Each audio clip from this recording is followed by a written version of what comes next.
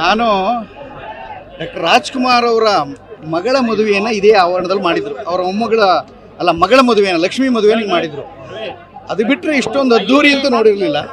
ಆಮೇಲೆ ಇಷ್ಟು ಜನಪ್ರಿಯತೆನ ಇಷ್ಟು ಕಡಿಮೆ ಅವಧಿಯಲ್ಲಿ 1 ದಶಕದಲ್ಲಿ ಸಂಪಾದನೆ ಮಾಡಿದ ಒಬ್ಬ ಏಕಮೇವ ನಟ ಅಂತಿದ್ರು. 1 ದಶಕದಲ್ಲಿ ಬರೀ 10 ವರ್ಷದಲ್ಲಿ ಅದು ಡಾಲಿ.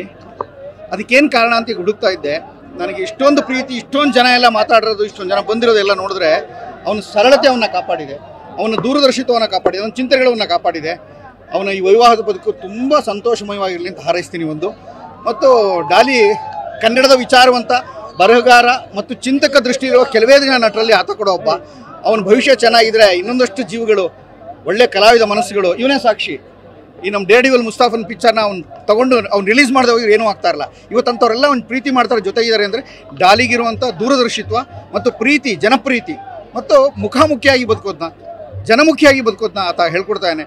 ಡಾಲಿ ಬದುಕು ಸುಂದರವಾಗಿ, ಚೆನ್ನಾಗಿರಲಿ, ಸಂತೋಷವಾಗಿರಲಿ, ಯಾವ ಕೆಟ್ಟ ದೃಶ್ಯಗಳು ಅವನ ಮೇಲೆ ಬೀಳದೇ ಇರಲಿ ಅಂತ ಮನಸ್ಸು ತುಂಬಿ ಹಾರೈಸ್ತೀನಿ. ಒಳ್ಳೆಯದಾಗಲಿ.